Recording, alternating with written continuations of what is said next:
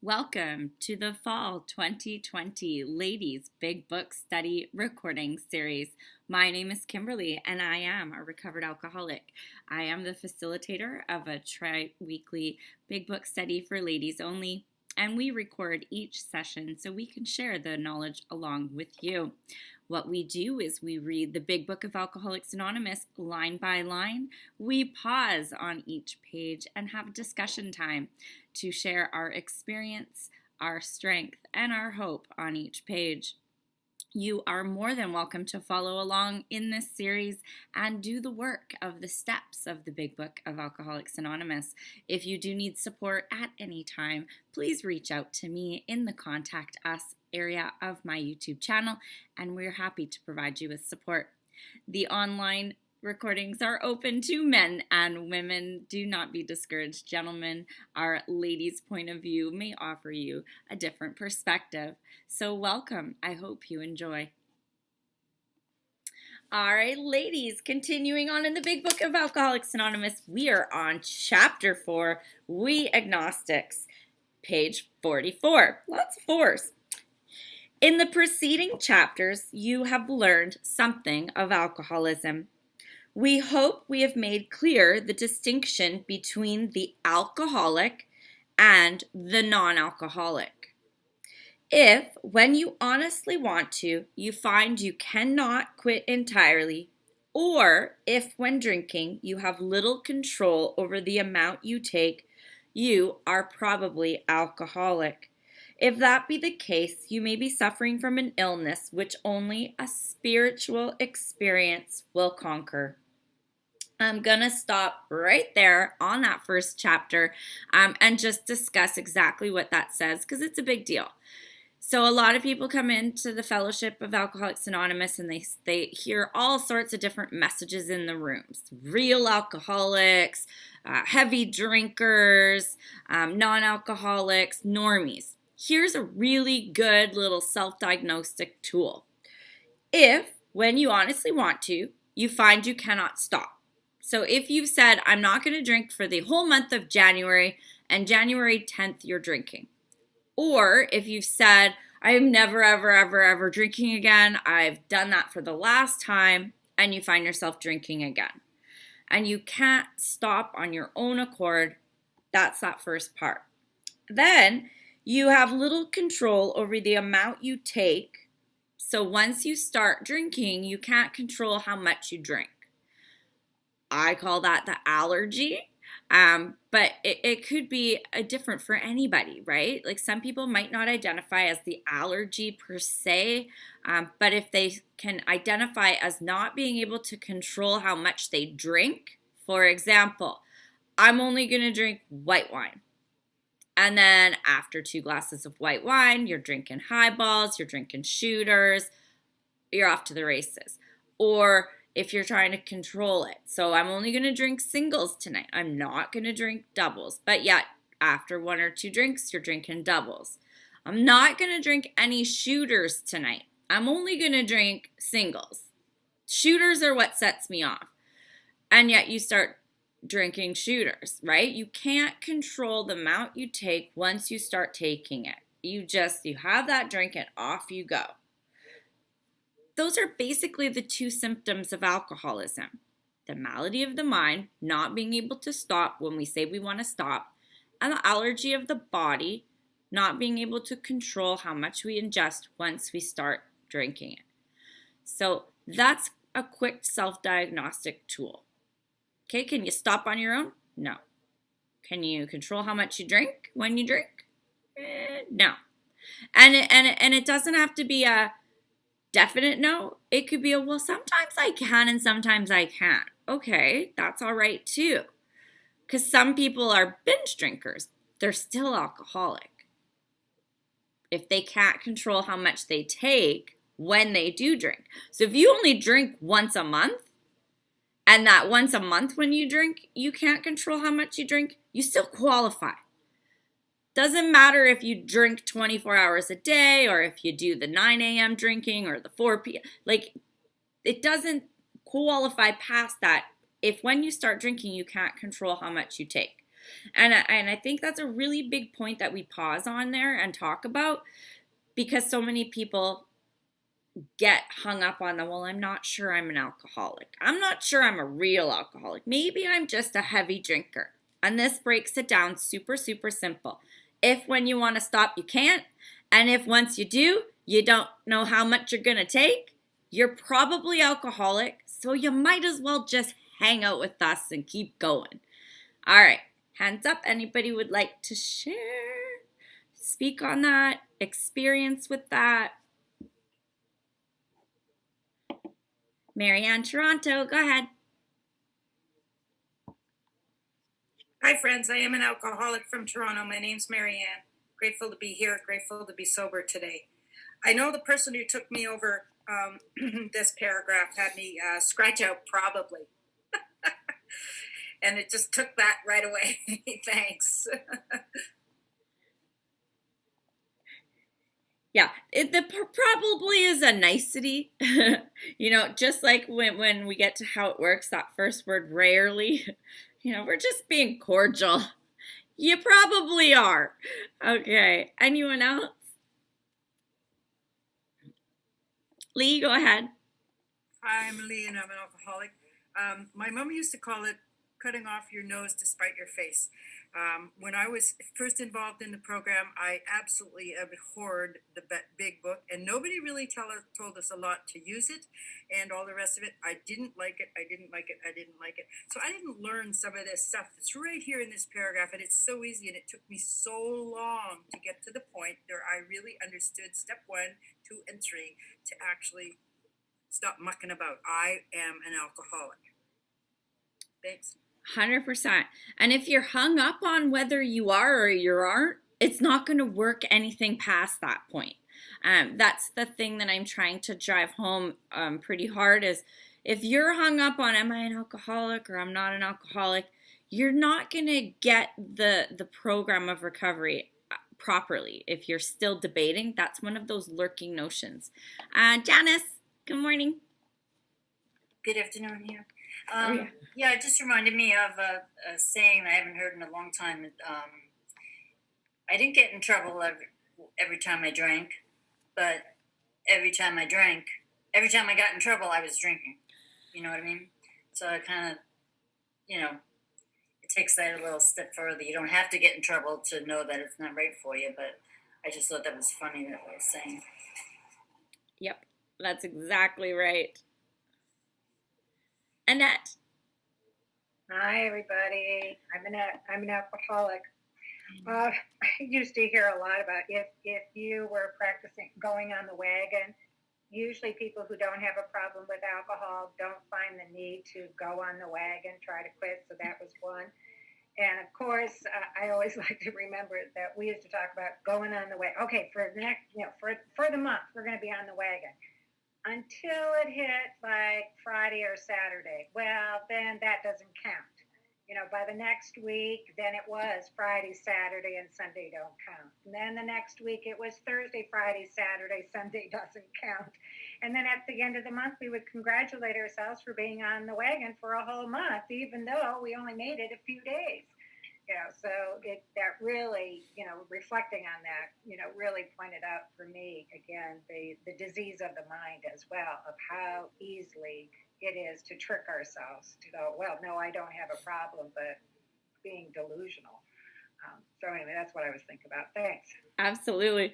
And I always, if you're at a meeting of Alcoholics Anonymous, there's a pretty good chance there's a problem. Most people don't just show up to Alcoholics Anonymous because life's going good. So if you've managed to go down as far as we've gone and you're showing up in the rooms of Alcoholics Anonymous and you're trying to convince yourself that you don't need to be here, you might want to stick around. Happy birthday!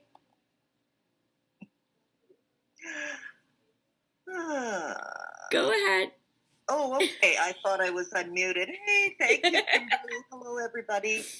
I have to leave early, so I thought I would just pop in and share. And it's so perfect that we're on talking about this because it's kind of little bit of what I was going to talk about at my birthday meeting today. when I got here to Alcoholics Anonymous 30 years ago today,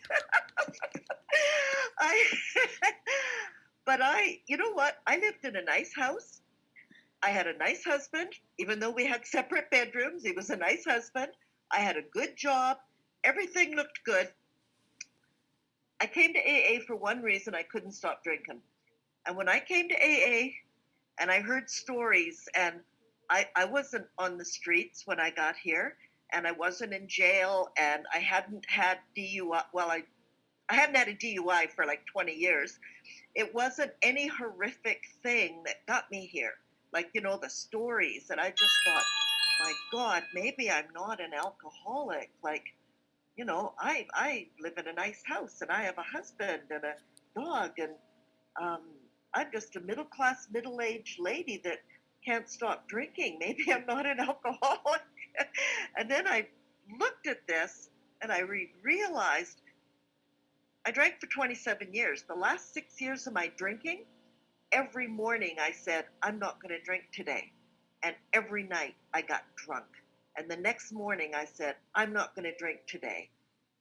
And I did that for the last 6 years of my drinking. And I did it alone in my room. And I also, when I went to pick up my wine every night, when I couldn't get through the day without, I'm not going to drink today, I bought a jug of wine, but I was only going to have one drink because it was only to make me feel better. All I needed was one drink to make me feel better. And once I had the one, I couldn't stop.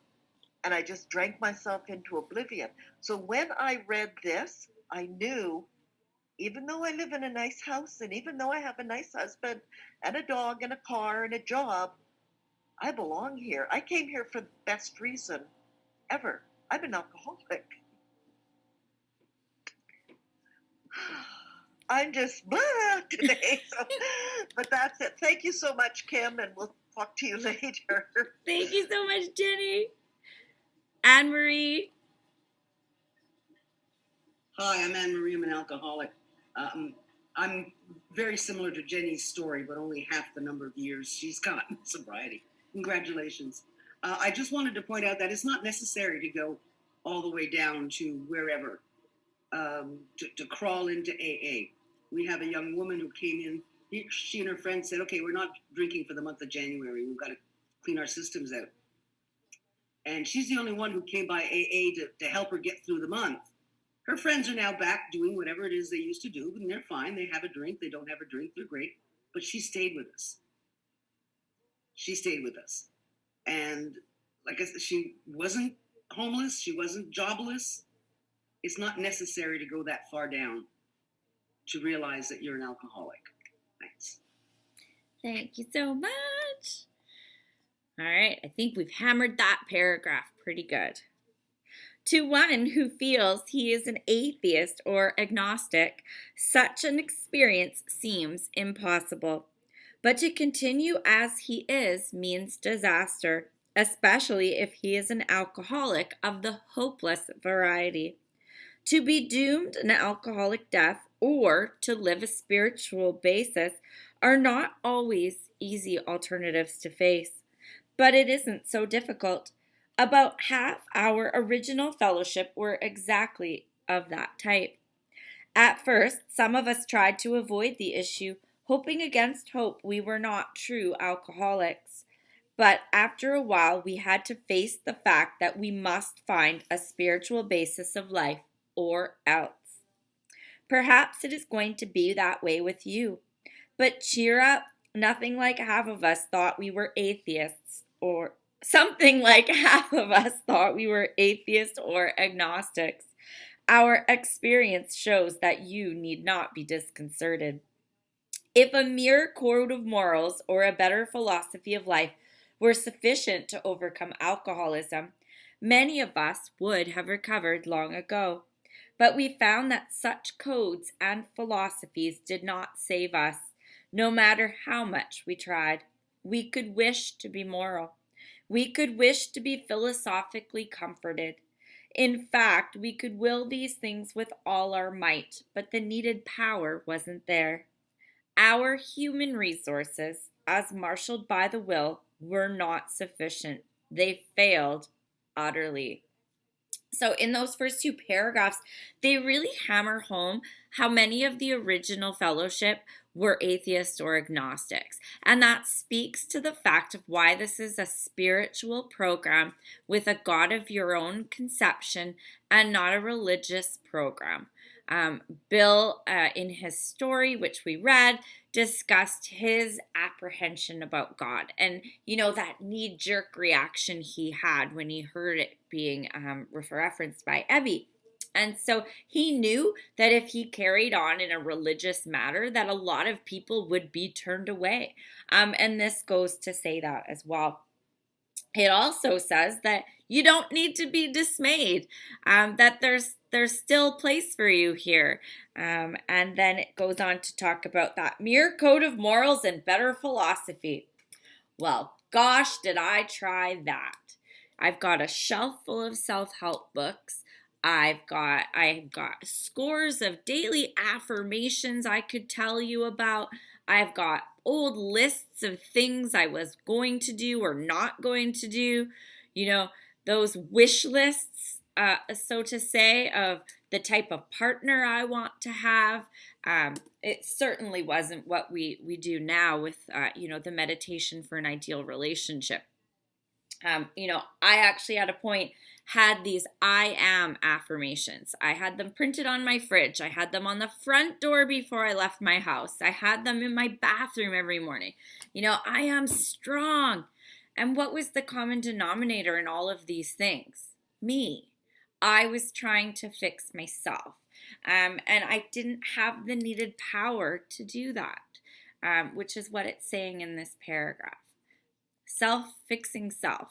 I was powerless. So what did I need to do? Well, we're going to read about that more. Anybody would like to share on this one? Mary Ann Toronto. Hi. Yeah, in the first paragraph that we read, the person who took me through this said choice is God or death. And that was pretty black and white there. I had no other choice, and I was pretty low bottom drawn. And I remember saying, I can't do the God thing, and I had my old childhood God, and I said, I can't do it. And the person said, just say group of drunks, and this program will help you get to whatever you need to stay sober and get to the power. So I said, okay, I can do that. And that's what we kept reading on. Absolutely. That's an alcoholic, right? We're like, oh, you must find a spiritual way of life or go on to the bitter end. Well, I haven't quite screwed up everything yet, so I'm going to hang on for that bitter end because the spiritual life, no, I don't want any part of that, right? Like, that's how we think. Lois. Yes, I'm Lois. I'm an alcoholic, and I know I've said this before, and some of the ladies probably have heard it, but my brother quit after getting married on sheer willpower, not going to a program. And he hasn't had a drink in over 40 years. God bless him. He's a beautiful man. He's a good man, and he's doing the right thing. But man, when I heard that, and I tried to do it, and I was a binge drinker. So when you were talking about it before, I didn't drink every day. I didn't drink even every week. But boy, when I did, the situation was unpredictable. I didn't know where I was going to end up, what was going to happen. And the state of Florida really didn't like my driving. So they decided they were going to give me a few DUIs. And, and that's what brought me to the room, was the consequences.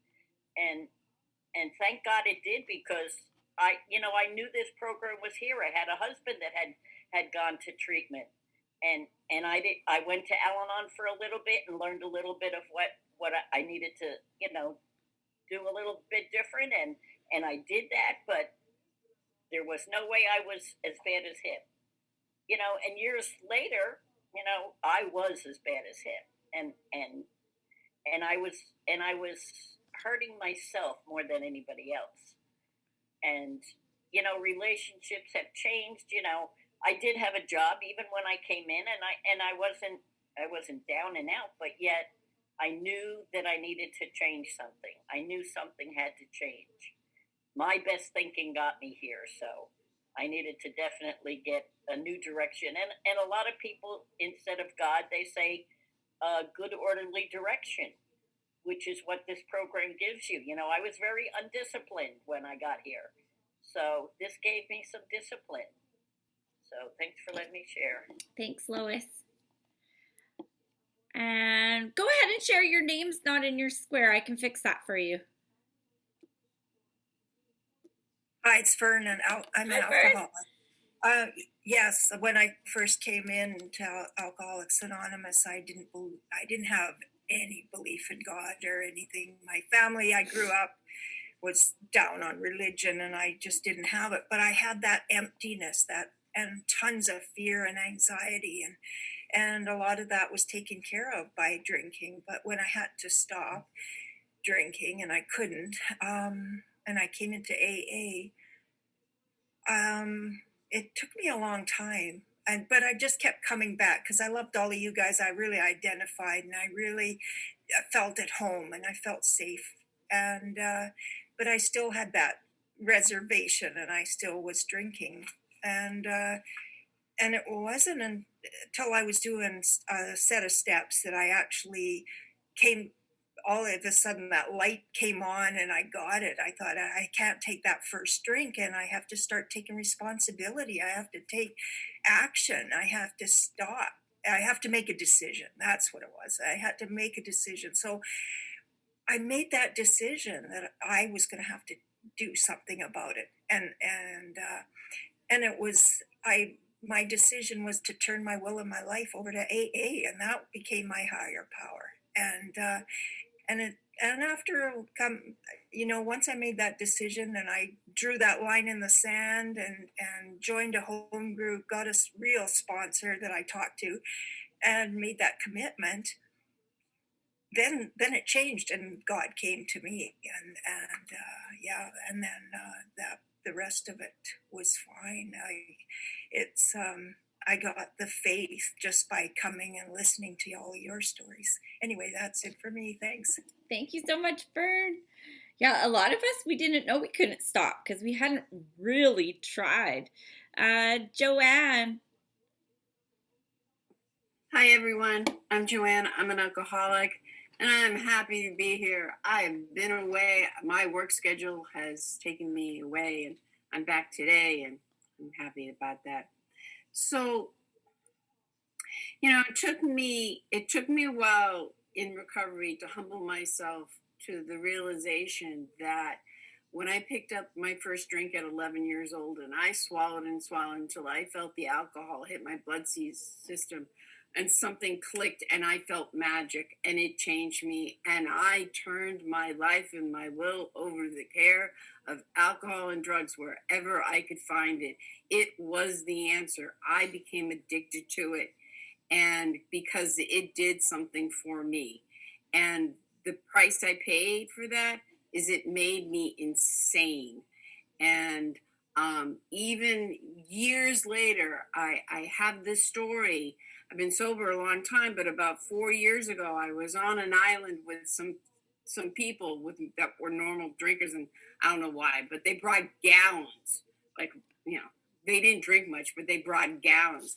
And I was near the area looking for a utensil, and I looked over, and there was a gallon of bourbon that I used to drink as a kid. And I swear to God, I heard, hello. And I immediately left the room, went to my husband, and I said, alcohol does not talk. And he said, that's right, it doesn't talk. I am insane when it comes to booze. And God was not necessarily an option when I came into the program for me because I was religiously abused until I went to a young people's conference, and the speaker, who was a Jesuit priest, said that he was raised by parents who had a misunderstanding of God. and that if I stayed in the halls of AA, I could develop my own relationship to a power greater than myself. If you are new, you do not have to figure it out. The only thing you have to do is take a leap of faith and ask for help. Ask for help not to drink, ask for help from another person in the program, ask for help when someone loaned me the Great Pumpkin. That's where it's at if you're really new. Your relationship will develop in time, just like when you're dating. It's like you have your first dinner, but you start asking questions and you get to know who that person is. But with God or a higher power, whatever, I just needed to ask for help to stay sober and make the decision that I wanted to be sober more than I wanted to be in the misery of the insanity of alcoholism. And I do it on a daily basis. And for that, I am grateful. And I'll share the time. Thank you so much, Joanne. You know it's going to be a good story for an alcoholic when it starts out. I was on an island. I was like, this is going to be good. All right, let's keep going. Lack of power. That was our dilemma. We had to find a power by which we could live, and it had to be a power greater than ourselves. Obviously, but where and how were we to find this power? Well, that's exactly what this book is about. Its main object is to enable you to find a power greater than yourself which will solve your problem. That means we have written a book which we believe to be spiritual as well as moral. And it means, of course, that we are going to talk about God. Here, difficulty arises with agnostics. Many times we talk to a new man and watch his hope rise as we discuss his alcoholic problems and explain our fellowship. But his face falls when we speak of spiritual matters. But his face, especially when we mention God, for we have reopened a subject which our man thought he had neatly evaded or entirely ignored. We know how he feels.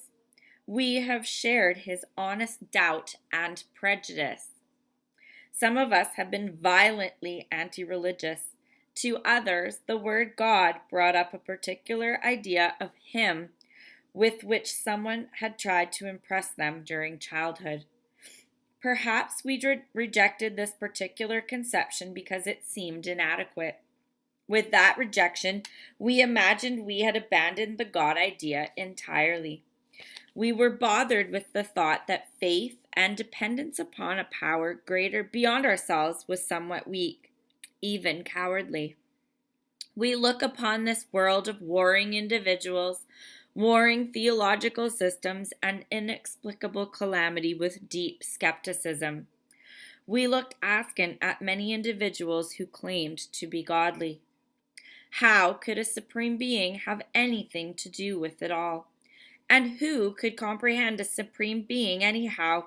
Yet, in other moments, we found ourselves thinking, when enchanted by a starlit night, who then made all this?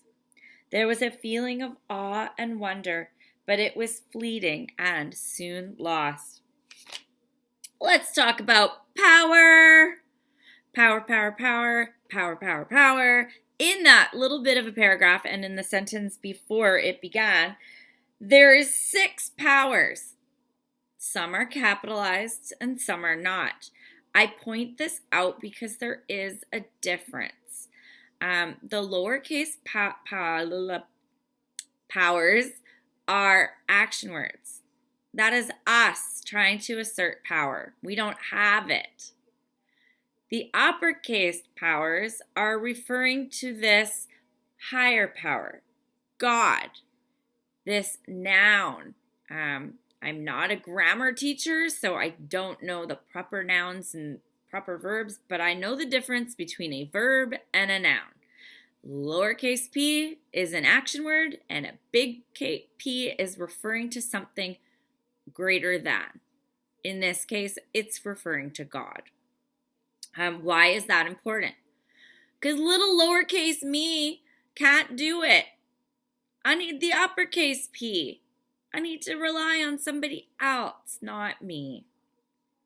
And what's it going to do when we enable ourselves to find a power greater than ourselves? It's going to solve our problem. Now, this is where a lot of people have different opinions. My opinion is the problem is alcoholism. Other people say the problem is me. That gets me back to me fixing me. Me can't fix me.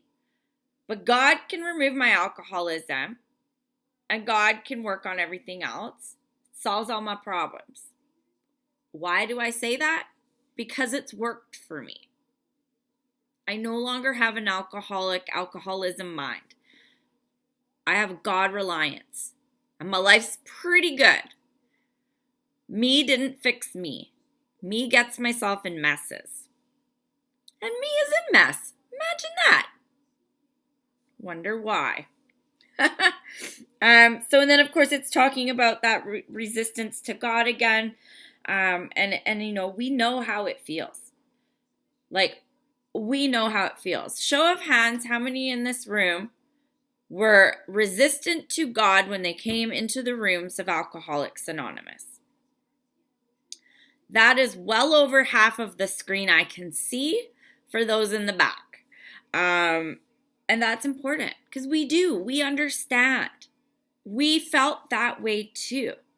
Yet we've come to believe in God. Now, show of hands, who on my first screen believes in God? Odds went up.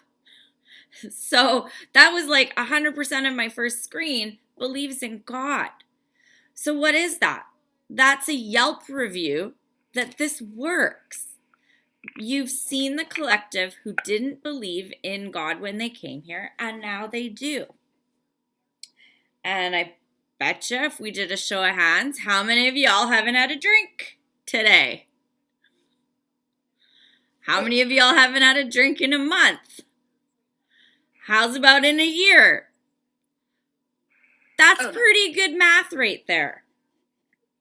All right. So what we do is we turn the page and we start to open our mind up. And in that top bit of that page 46, you can see a little bit of willingness and open-mindedness creeping in. When sitting on a starry night, we look up at the sky and say to ourselves, well, who then made all this? That is that teeny tiny crack in the door, that teeny tiny bit of willingness to believe and the opportunity for open-mindedness to come in. Because we're going to explain how we came to believe. All right, got lots of hands up. The phone caller 535. You can think it's *6 to unmute, Della? Yes. Phone caller with the hand up?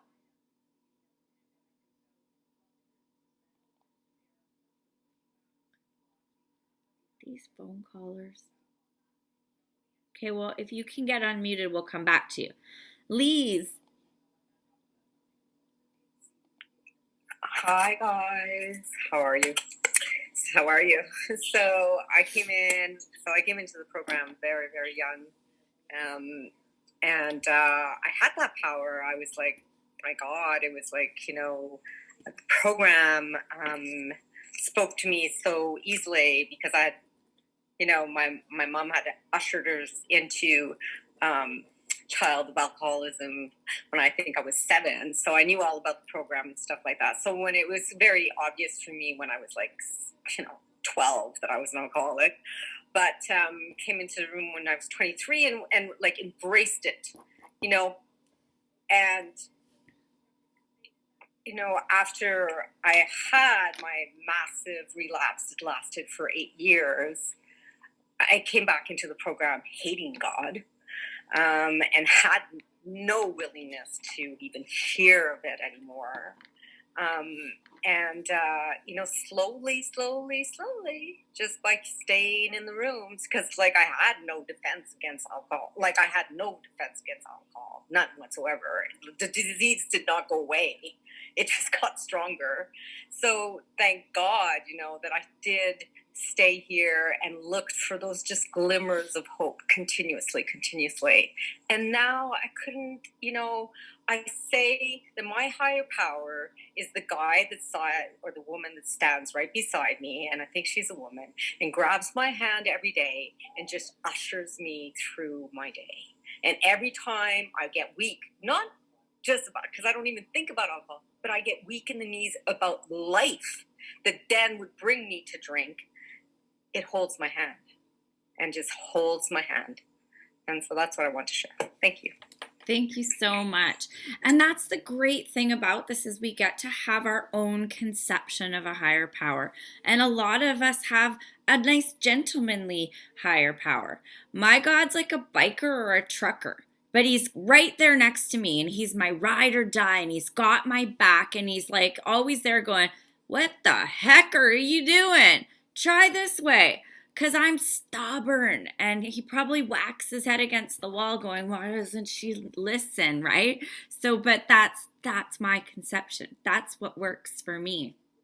Beverly. Hi, everyone. Beverly Alcoholic. Good to be here. This is the critical part of the book, isn't it? Not only have they convinced me that I have no solution, I don't have any solution not only have they convinced me that I have a problem, but by myself, I have no solution, that I have to have a power greater than me. And, when I came into this program, if you would have asked me, do you believe in God? I would have said, yeah, sure. I believe in God. I always, for the time I was a kid, but I never had a relationship with this God. I didn't have a real consciousness of this God. I kind of thought there was something when I would look at the stars and, when I would look at beautiful places on this earth, like, yeah, okay, maybe there's a God, but it's nothing that I could really relate to. It's something abstract and distant, just like those stars that I would see up in the sky. But, thank goodness that's changed for me today. I do have a personal relationship with a higher power. And I don't mind using the word God in meetings.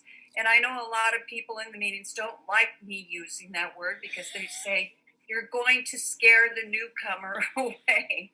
And I just, I put my phone number in the chat if you have any questions about, what I'm talking about. I'd be happy to, talk to you. If you're having difficulty, I'd be happy to talk to you.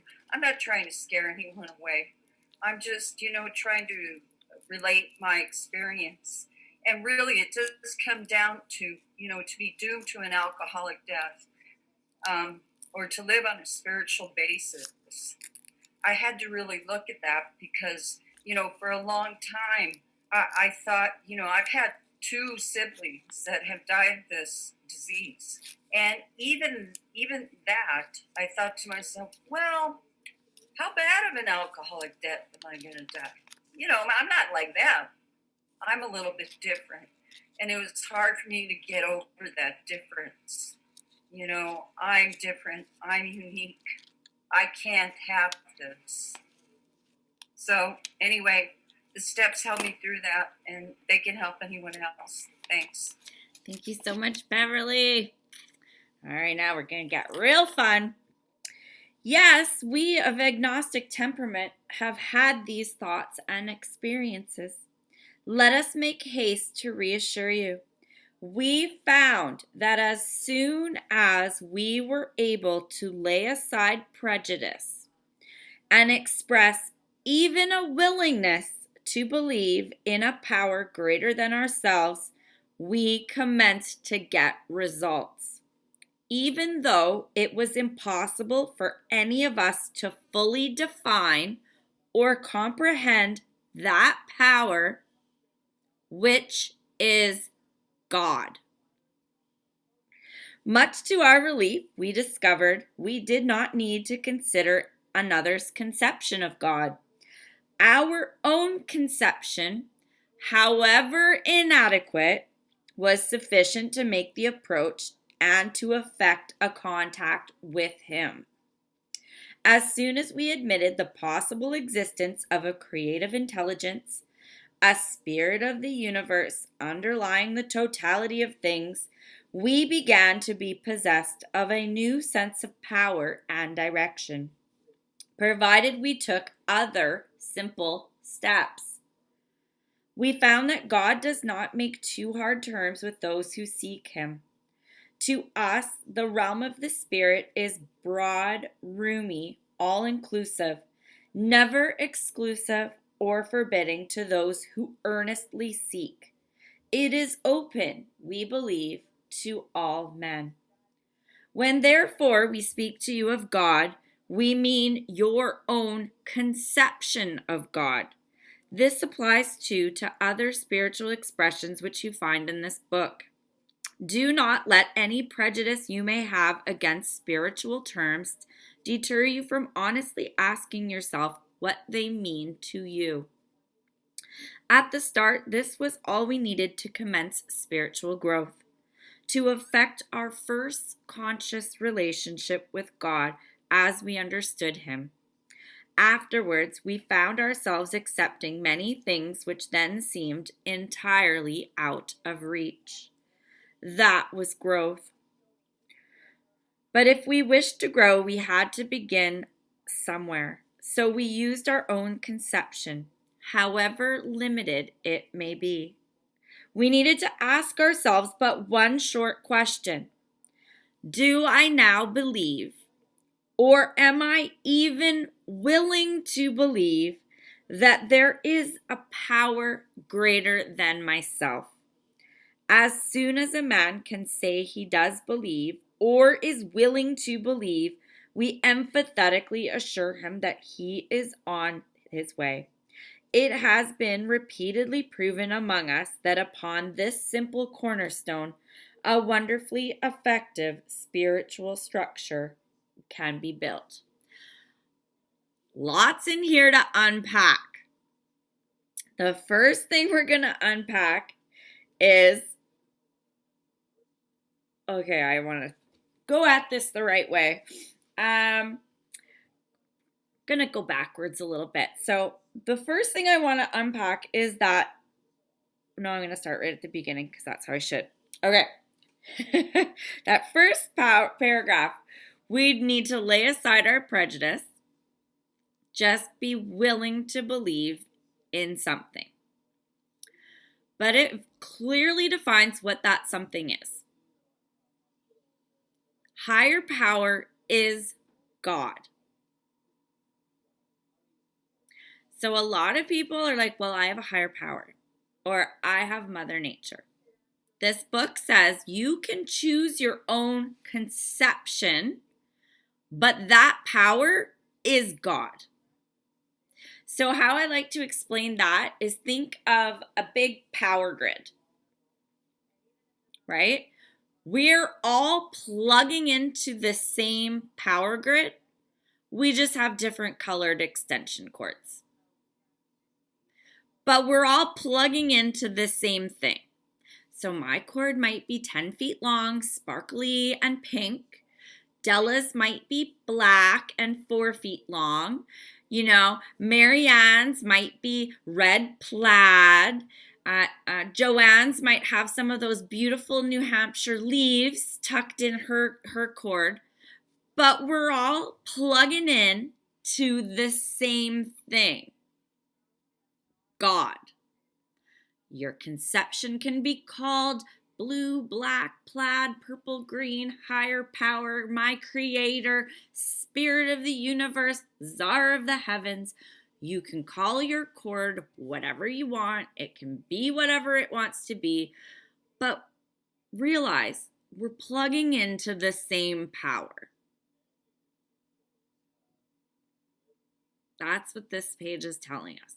A lot of people don't understand that concept. They're like, well, I've got this understanding. Okay, well, that's God. No. Yeah, it is. No, I don't do God. Okay, but you have a higher power. Yeah. Okay, so that's your conception of God. And that's what this is breaking down. And then what it shifts to is once we accept this, things that we thought were never going to happen, happen. Provided we follow some simple steps. We don't just get to be like, yeah, I'm going to believe in a higher power and it's going to be pink and frilly and it's going to be a she and I'm going to call it She-Ra, Masters of the Universe. And then end there and think that miraculous things are happening. No, we've got to do the rest of the work. But what's going to happen once we believe or we're willing to believe, shit's going to get shaken up and God's going to show up in your life. So for myself, and I've shared this before, I had my Oprah Winfrey God because I was not going to do God. I was not even going to do your higher power. You said I could choose my own adventure, and I was going to choose my own adventure. So I had my Oprah Winfrey God, and I was going to do the law of attraction, going to put it out to the universe, positive vibes, and it's going to come back. But I was willing to believe. That's what it was. That's the key, was the willingness to believe in something. Then I proceeded to do the work. The more I got into the work, the more the work got done, the more God showed up. All of a sudden, I had a higher power.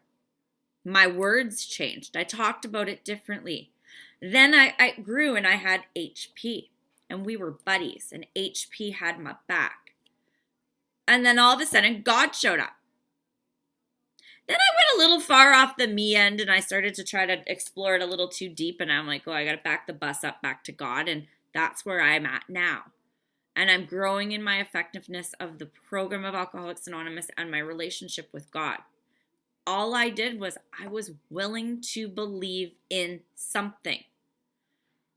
Doesn't matter how inadequate that belief is. Doorknob, a whale, a tree, the river, higher power, creator.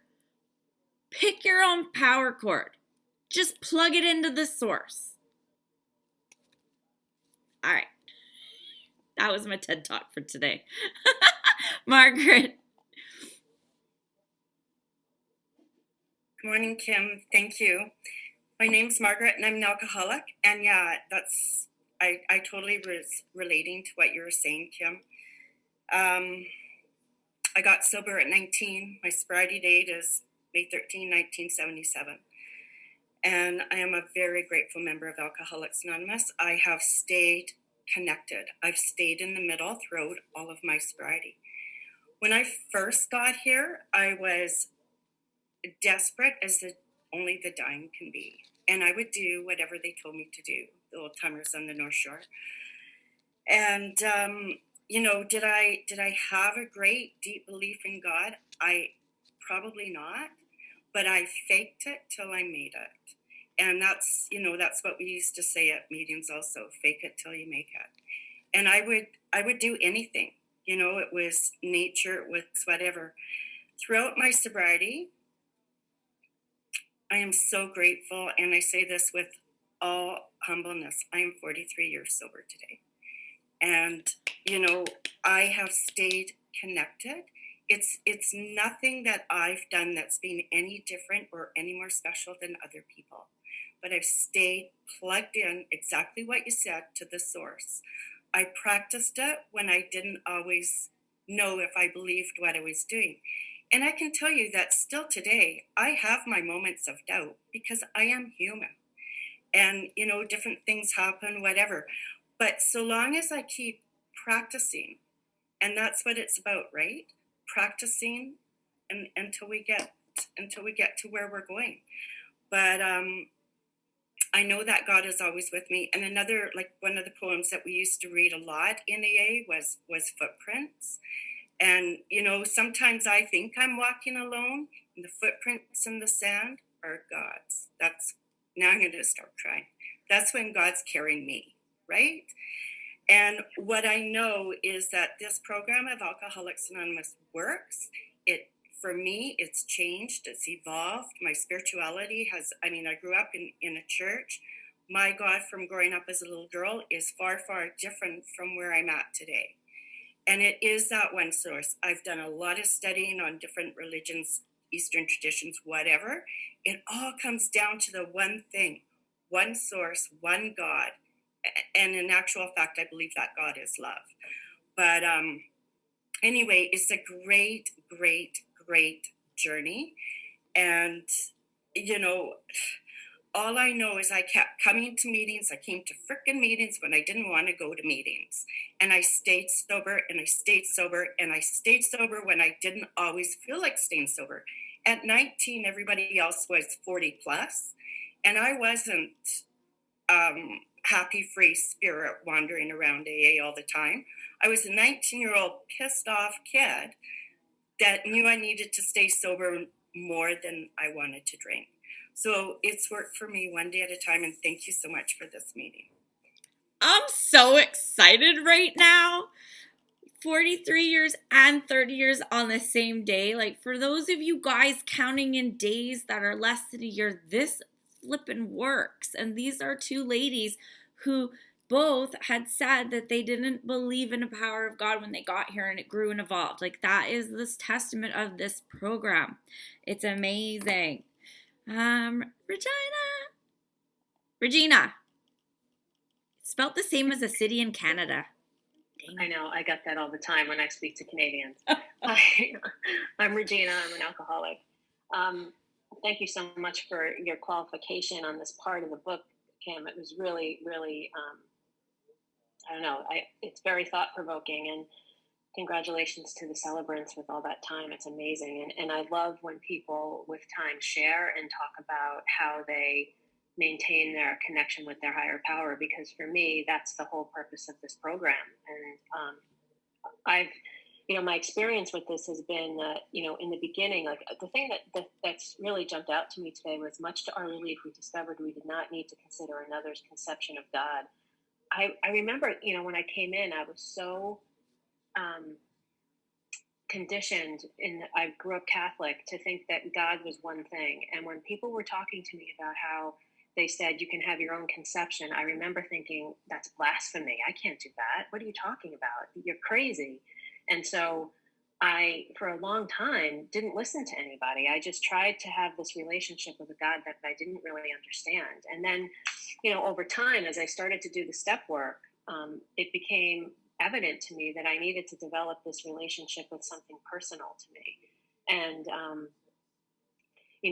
I look back in my life and I look at the periods of my life where I was in danger, where I could have been dead.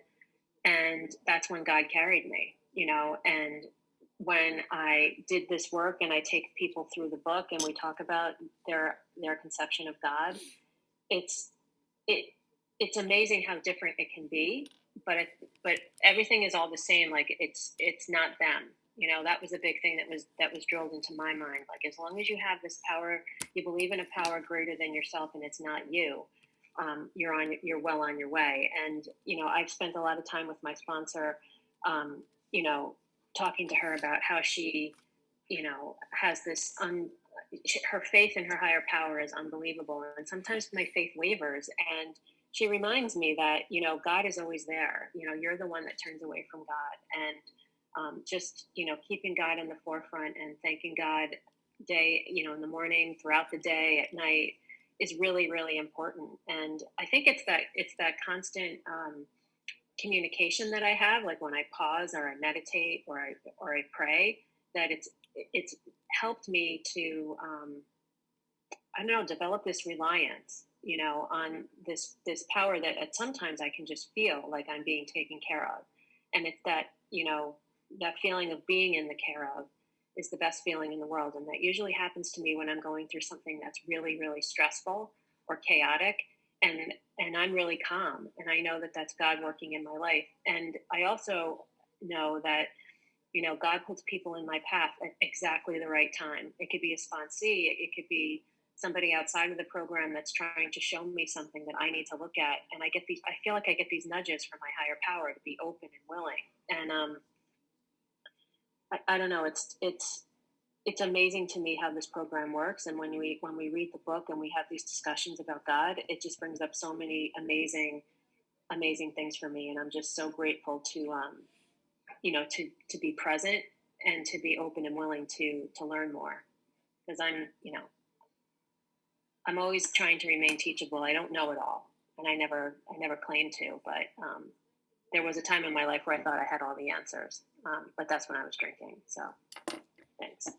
Thank you so much, Regina. Thanks, Regina. Such a good share.